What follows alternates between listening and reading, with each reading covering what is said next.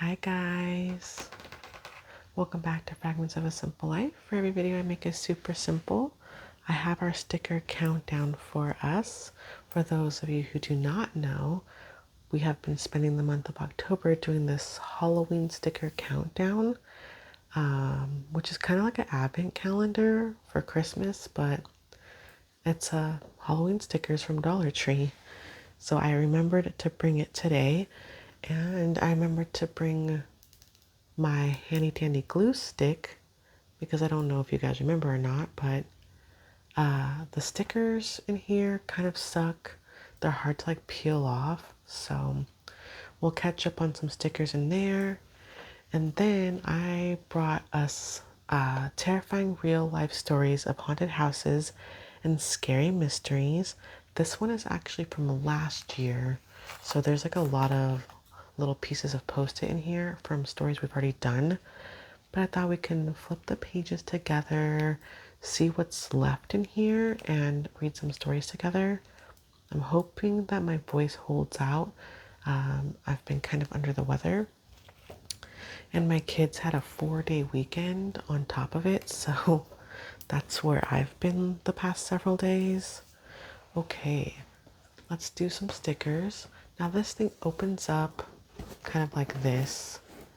I know we can't see the whole thing on camera, but that's what it does.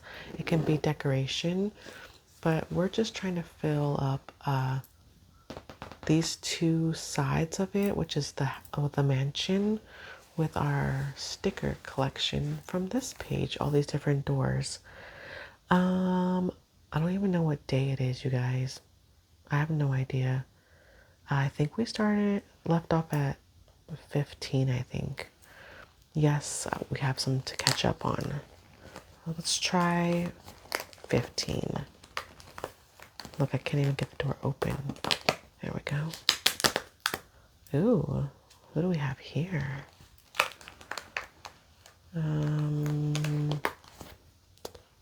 It looks like a vampire, I think.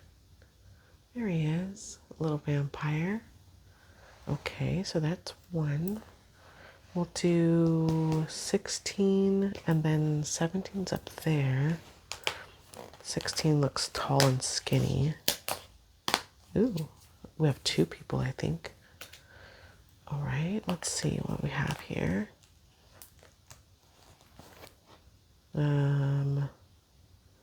It's a witch and a mummy and then like a skeleton. Okay, that's one for 16.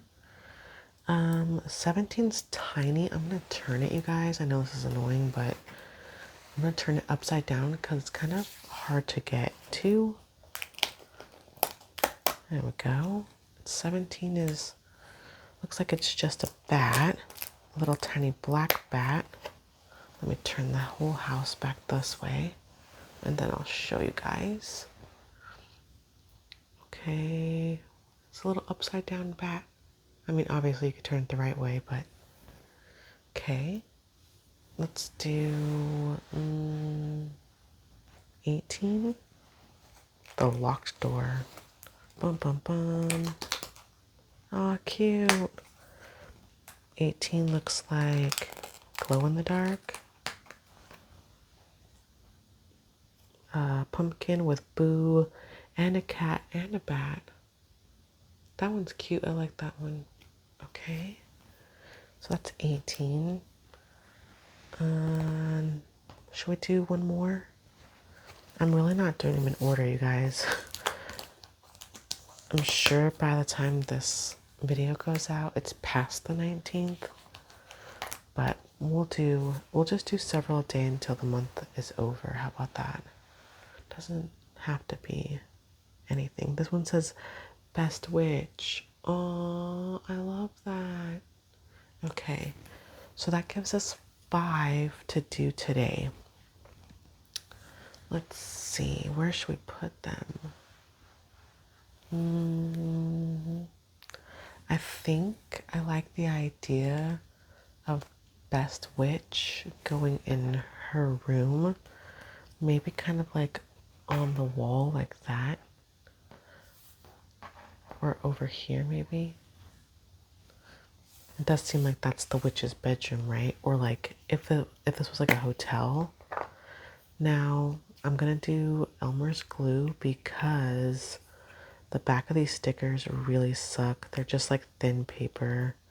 It's definitely a Dollar Tree quality here. I'm gonna put it right there by her bed.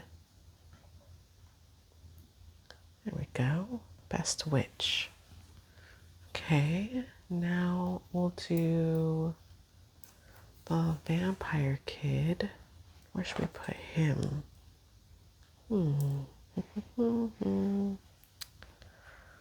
Looking. I think I'm gonna put him maybe down here with the cat and the dog. There's gotta be at least one person down there hanging out with the pets, right? Why not make it him?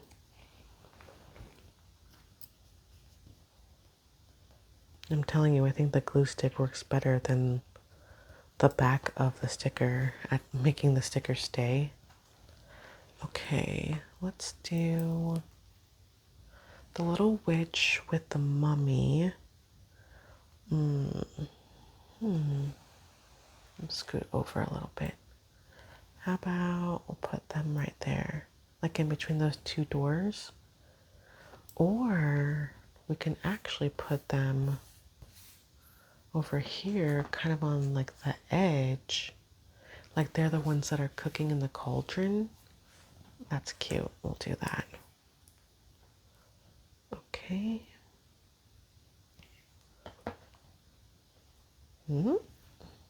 Put you two go there. Or 3. I'm not sure if the skeleton is supposed to count. It kind of looks like if they're standing on the skeleton to make themselves taller so they can reach the pot, which is pretty cute. Okay. Let me see. Oh, what do we have left? We have the bat from the 17th, which I think can just be like flying in the air, right? Maybe in the party room. I'm gonna put it on this time so I don't get glue on me. Or any more glue, I should say. I went grocery shopping at Aldi yesterday, you guys. Man, I haven't been there in a while. You really can still save a buck, even with prices going up everywhere.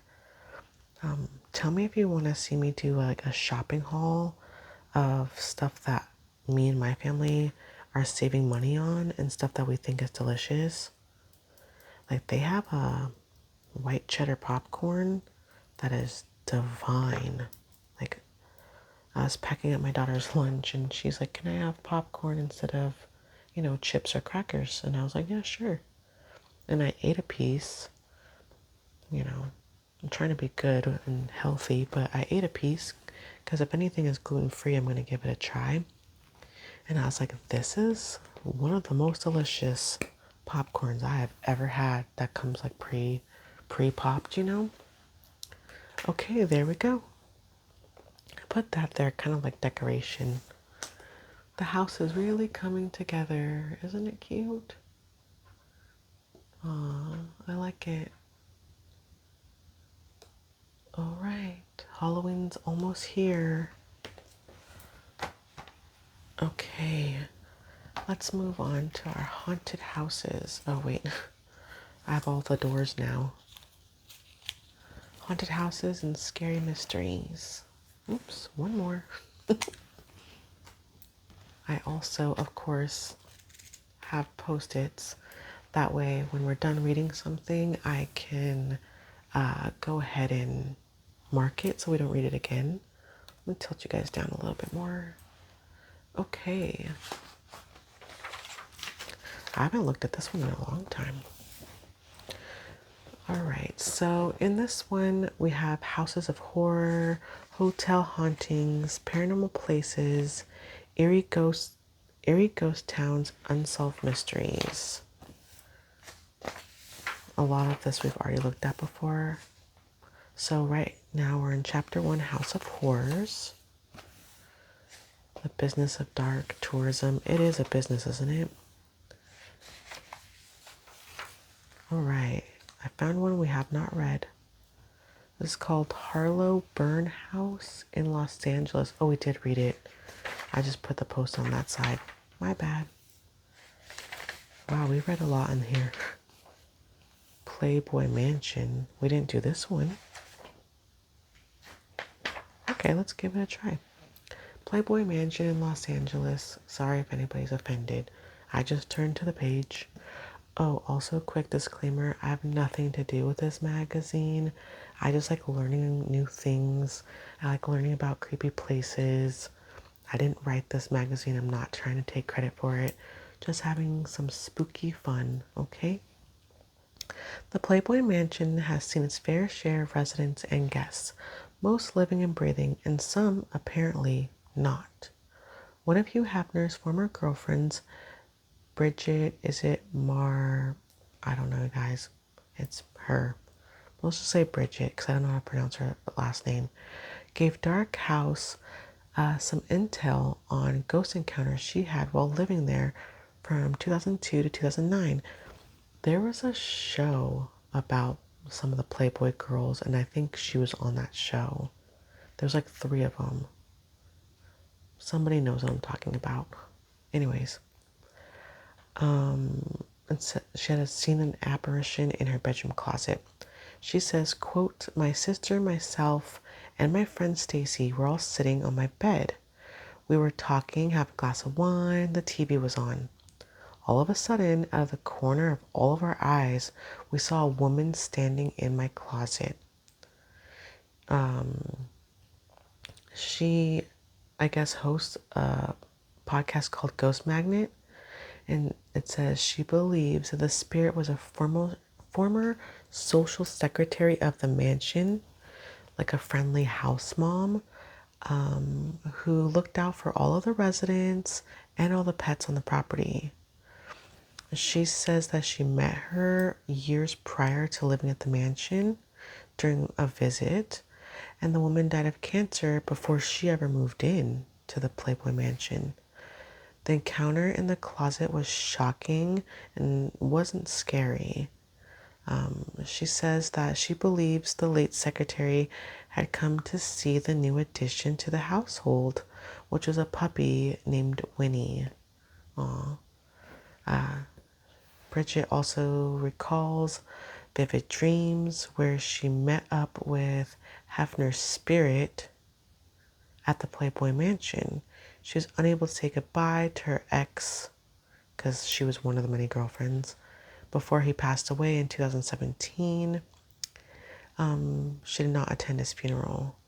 Describing her dream, she says, "I could tell the house was sort of abandoned and he was gone, but yet I was there to see him.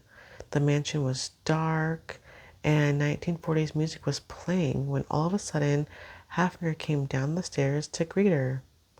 She says, "He gave me what we call his big laugh, like a big cackle that he did. He said, 'My darling,' and he put his arms around me, and I felt the hug. I could feel his smoking jacket. I could smell his cologne. It was so real." Wow. She said even when she woke up, she could still smell his cologne. I wouldn't be surprised. A lot of people came and went in that house, huh? Oh, wait. Let me give the Playboy Mansion a little piece of Post-it.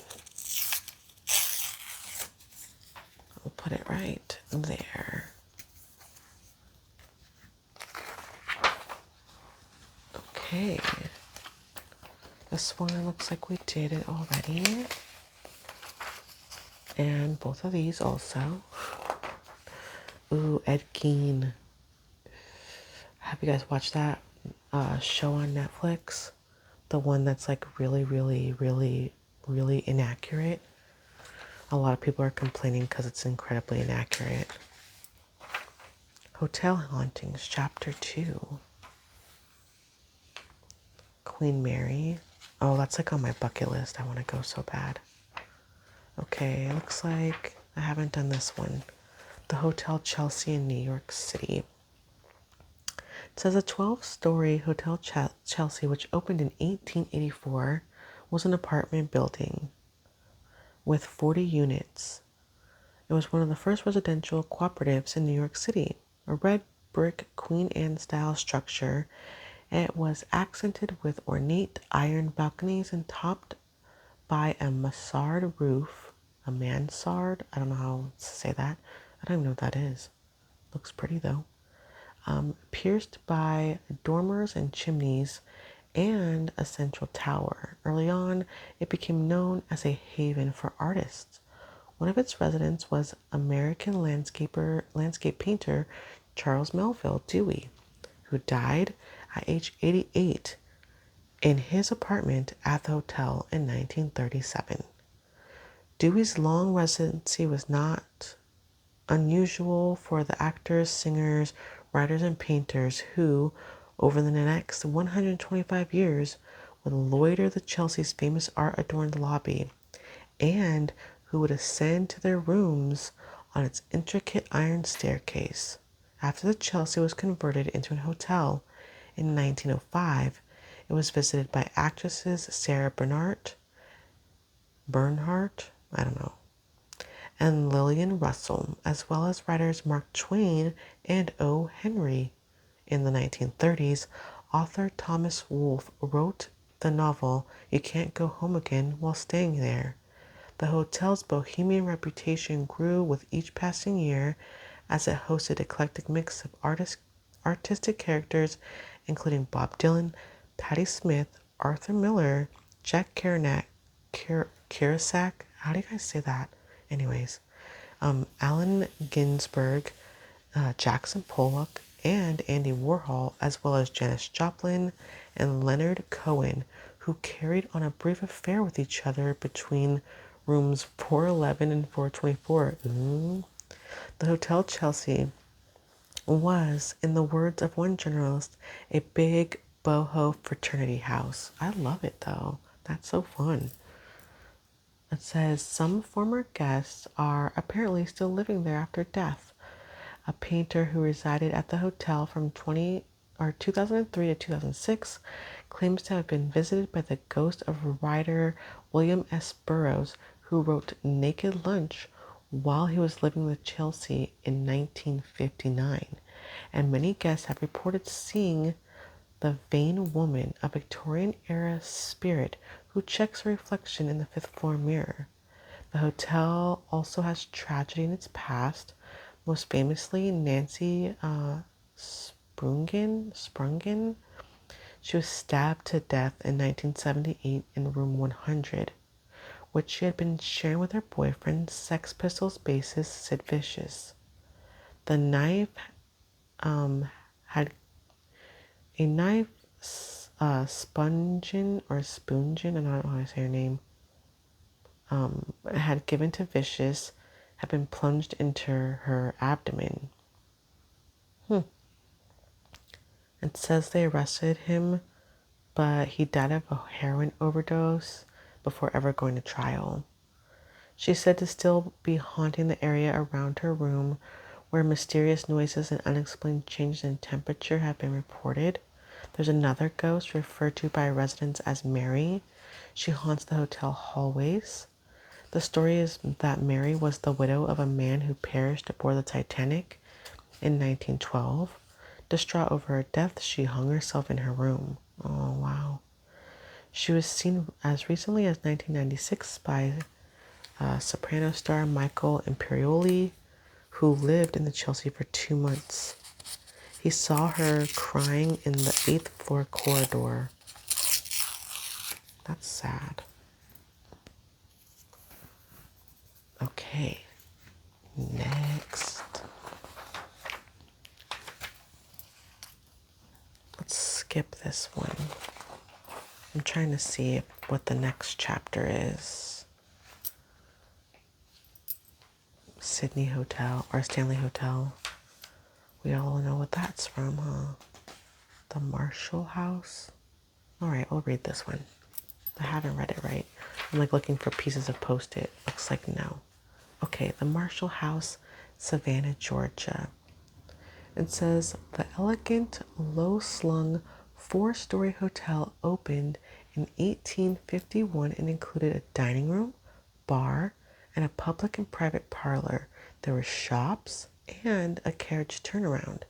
An ornate covered iron veranda runs most of the length of the second floor, and the exterior is Philadelphia pressed brick. After a peaceful surrender of Savannah to General William T. Sherman's army in December of 1864, Union troops briefly used the hotel as a hospital. That happened a lot back then, huh? I feel like all these like scary places, so often it's remnants of a war where like a hotel or someone's home or an inn or whatever was used as a hospital and people died. Like all the time. I see it like every time people do like a ghost hunting show too. It says, and during Reconstruction, Joel Chandler Harris, which is the author of Uncle Remus stories, he lived there while working as a reporter. The Marshall House operated as a hotel for the better part of the turn of the century. It closed in 1957, and the street level floor was divided into retail spaces. The upper floors were sealed off. It became a haven for birds, bats, and rodents. Nice. The building underwent thorough restoration in 1998. They preserved the wood floors, the staircases, the brick walls, the fireplaces, and some of it was returned to its original use. They found lots of artifacts in the renovation, and now that are displayed in glass cabinets on the second and third floor. Wow, that's cool. It says shortly after the hotel reopened, a young girl told her father she met a lady dressed like Marshall, a woman named Mary Marshall, in an upstairs hallway. It was the beginning of the building's connection to the supernatural. The Marshall House recently ranked on second on US Today's list of America's most haunted places. Wow. The extensive renovation may have led to the supposed rise in ghostly activity. It says, legend has it that 19th century artifacts weren't the only things discovered by the construction workers. They also found bones in the floorboards that belonged to Union soldiers, but the rumor was never confirmed. And room 414 is allegedly plagued by the odor of rotting flesh. That's great. Pass on the Marshall House. Looks cool though.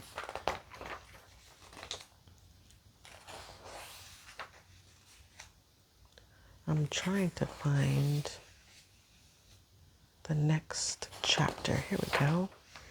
Eerie ghost towns. Let's read about a couple of these, or whatever's left that I haven't read. Looks like I haven't read this very first one. St. Elmo in Colorado. Nestled deep in the Rocky Mountains at an elevation of more than 10,000 feet, this former mining town is utterly remote, cut off from civilization by a dense pine forest and a pair of 14,000 square foot peaks.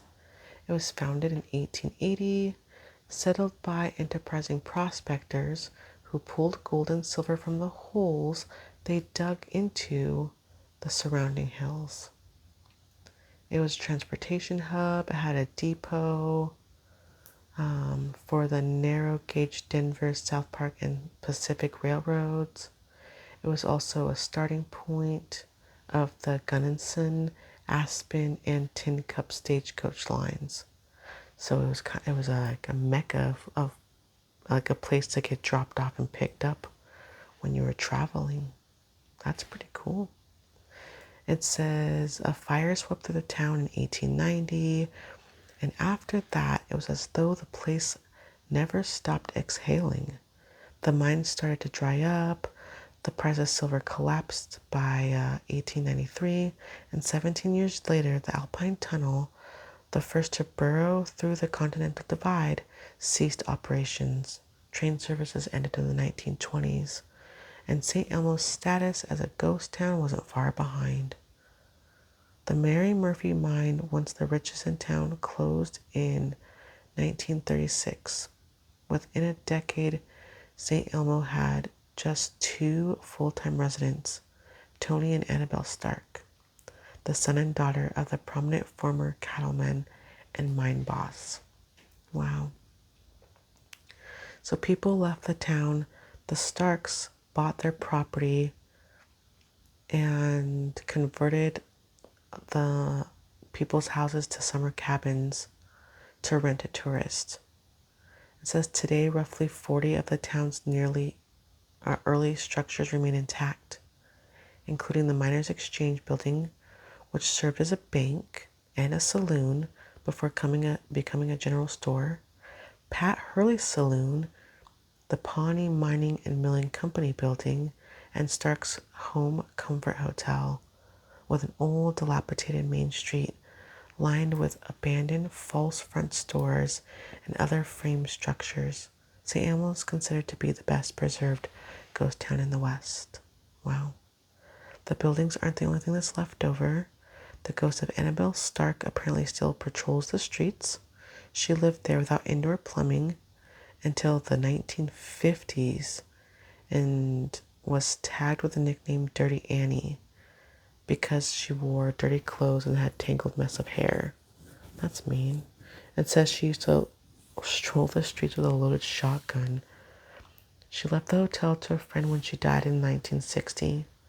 Shortly after her death, the friend's grandchildren were playing in a room when the temperature dropped 20 degrees and all the doors slammed shut. That's pretty crazy. I want to go there. Isn't that crazy? I find the mining industry absolutely fascinating period of American history. People are like, oh, nothing to see here. And then they just disappeared. So strange. So strange. Okay. Look at this old house. I want to find one more that strikes me. How do you guys say this? Is it Cahabwa? Cahabwa? Or is it just Cahaba and the W silent? I don't know. Wow, look at this.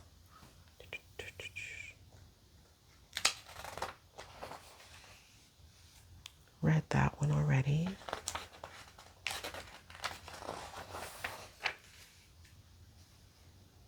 This looks like a church. Oh, it is a church. I think I see a cross right there. This one looks run down. We'll read this one. I don't know if it's Bodie or Bodie. Is it Bodie? I should know this because I'm from California and this is in California. Don't judge me, guys. I do have 2 college degrees. Just sometimes I'm like, how do you say that word? The town was founded in 1859 after 2 prospectors, here we go again, Waterman Bodie, oh, it's Bodie, thank you. It gives you like the phonetics or whatever, it's Bodie. And Black Taylor discovered a small amount of gold in the hills north of Mono Lake, about 180 miles east of San Francisco. It was named after Bodie, but the spelling was changed to avoid mispronunciation. About 16 years later, a mine cave-in revealed a rich strike of gold ore, and the rush was on, transforming Bodie from a sleeping mining camp into a boomtown. See, this is crazy. Like, word spreads like wildfire. Everyone wants to get rich as quick and easy as they possibly can. They bum rush these little towns, and then bam, gone. It's insane. It says in the late 1870s and early 1880s, the population swelled to 10,000. So it went from these couple of guys finding this place to 10,000 people in like the blink of an eye. The town had 60 saloons and dance halls, including a red light district. Ew. It had a Chinatown, it had general stores, homes, boarding houses, restaurant, Had a Taoist temple, and at the town's peak, several hundred Chinese lived in Bodhi. But as with all gold booms, mining returns soon began to diminish, and the population did too. In 1892, a fire burned many homes and buildings, and 40 years later, destroyed 90% of the town. The post office left in 1942, and in the 1950 census, Bodie officially had no residents. Wow. Crazy. It was designated a National Historic Landmark in 61, and then the next year it became a state park. Wow. It's like literally now you see me, now you don't, as soon as the gold dries up. I don't know if I can find another one, but ooh, we're on chapter 4, paranormal places. Okay, let's try to find at least one in here. Looks like I read a lot of these.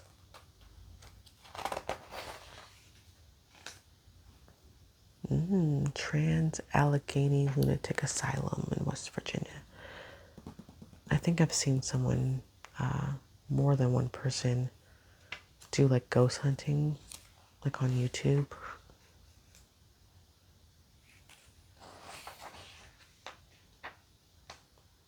This looks like the room. Is it Silence of the Lambs? Or is it one of the spin-off movies? Anyways, it looks like where they held him. I think I'm thinking of the right movies. I don't know. Tell me in the comments if I'm not.